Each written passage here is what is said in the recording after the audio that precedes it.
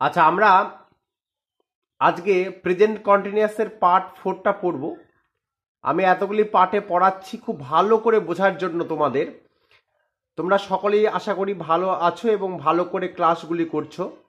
একটা কথা আমাদের মনে রাখতে হবে যে আমরা যদি অসংখ্য উদাহরণের মাধ্যমে ইংরেজিটা পড়ি তাহলে কিন্তু আমাদের ইংরাজি শিক্ষাটা খুব ভালো হবে, এটা আমাদের মনে রাখতে হবে। এই জন্য এতগুলি পার্টে আমরা পড়াচ্ছি। আজকেও প্রেজেন্ট কন্টিনিউয়াসের পার্ট 4। যারা আগের ভিডিওগুলি দেখোনি দেখে আসো, খাতায় লেখো, প্র্যাকটিস করো, পড়ো, বোঝো। আগে ব্যাপারটা বোঝো, বুঝলেই পারবে। প্রেজেন্ট কন্টিনিউয়াস মানে ঘটমান বর্তমান কাল, যে কাজটি ঘটছে। ঘটমান মানে ঘটছে যেটা, ঠিক আছে? আচ্ছা, প্রথমে সাবজেক্ট বসে, সাবজেক্টে পড়ে হচ্ছে অ্যাম ইজ আর, তারপর ভার্বের সাথে আইএনজি যোগ। আমি কোথায় এইজ বসে কোথায় অ্যাম বসে আমি কিন্তু সব বলে দিয়েছি। তোমরা ভালো করে আজকের ভিডিওটা দেখো সবাই। প্রথম যে উদাহরণটা আছে যে গ্লোবাল ওয়ার্মিং মানে বিশ্ব উষ্ণায়ন ইজ রাইজিং মানে বাড়ছে, বিশ্ব উষ্ণায়ন বাড়ছে। RISING। একটা জিনিস মনে রাখতে হবে, কোন ভার্বের শেষে যদি ই থাকে সেই ইটা উঠে গিয়ে আইএনজি যোগ করতে হয়। তাহলে RISING রাইজিং, RISE ইটা উঠে যাবে, তারপরে ing. Global warming is rising মানে বিশ্ব উষ্ণায়ন বাড়ছে। Teacher is telling a story, শিক্ষক মহাশয় একটি গল্প বলছেন। ব্যাপার হচ্ছে যে ইজ কেন হলো, টিচার একজনের কথা বলা হয়েছে, আর টেল ভার্বের সাথে আইএনজি যোগ হয়েছে। দ্য সান ইজ সেটিং, সূর্য অস্ত যাচ্ছে।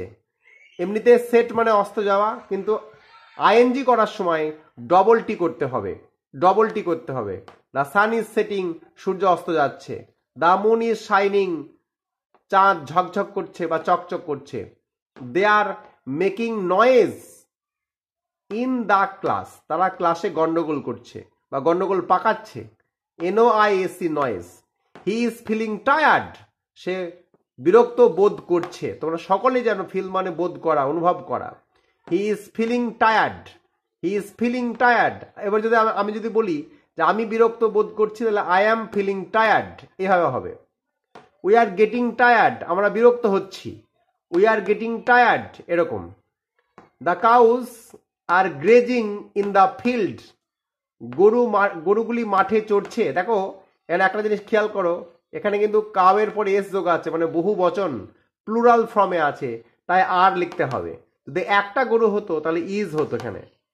The cows are grazing in the field, গরুগুলি মাঠে চড়ছে। He is helping the poor, সে গরিব মানুষটিকে সাহায্য করছে বা সে গরিবদের সাহায্য করছে। হি এখানে একজন মানুষ, হি মানে সে বা তিনি হয়, তোমরা সকলেই জানো he is helping the poor, সে গরিব মানুষগুলিকে সাহায্য করছে। দ্য বয়েজ আর প্রোটেস্টিং, ছেলেরা প্রতিবাদ করছে। দেখো এখানে বয়েজ মানে অনেকগুলি বালকের কথা বলা হয়েছে। দ্য বয়েজ আর প্রোটেস্ট মানে প্রতিবাদ করা। দ্য বয়েজ আর প্রোটেস্টিং, ছেলেরা প্রতিবাদ করছে। ইন ফ্রন্ট অফ মানে সামনে, দ্য স্কুল মানে স্কুলের সামনে ছেলেরা প্রতিবাদ করছে। ম্যাজিশিয়ান মানে জাদুকর, ইজ শোয়িং মানে দেখাচ্ছে। SHOW শো মানে দেখানো, সেখান থেকে আইএনজি যোগ করতে হবে। ম্যাজিশিয়ান ইজ শোয়িং ম্যাজিক, অর্থাৎ জাদুকর জাদু দেখাচ্ছে। The boys are arguing over that matter, ছেলেরা ওই ব্যাপারটা নিয়ে আর্গু মানে তর্ক করছে। The stormy wind is blowing, ঝোড়ো বাতাস বইছে বা ঝোড়ো হাওয়া বইছে। স্টর্মি মানে হচ্ছে ঝোড়ো, উইন্ড মানে হাওয়া বা বাতাস, ব্লোয়িং মানে প্রবাহিত হচ্ছে। দ্য উইন্ড ইজ ব্লোয়িং, বাতাস বইছে। ফ্রম মানে থেকে, এটাও মনে রাখবা, ফ্রম একটা প্রিপজিশন, এর মানে থেকে অর্থে ব্যবহার করা হয়। যেমন ফ্রম কৃষ্ণনগর টু তেহট্ট, কৃষ্ণনগর থেকে তেহট্ট এরকম।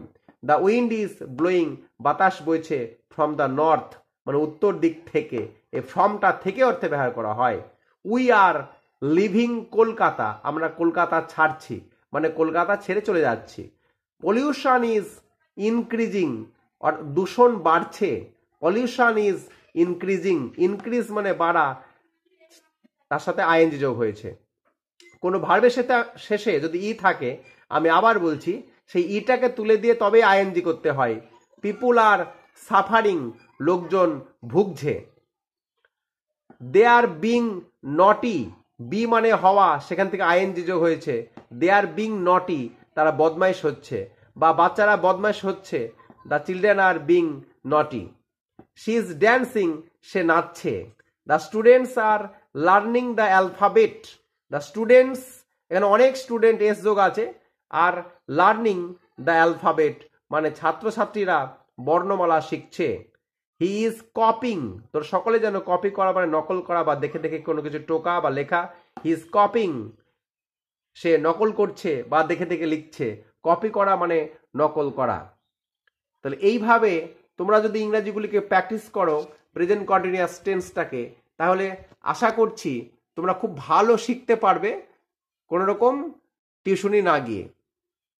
তোমরা আমার এই ভিডিওটা যদি ভালো লাগে লাইক এবং শেয়ার করবে এবং সাবস্ক্রাইব করবে। প্রত্যেকটা লিখে নাও তোমরা, প্রত্যেকটা। তাহলে আজকে এখানেই শেষ করছি আমার এই ক্লাস। তোমরা সকলেই ভালো থাকবে।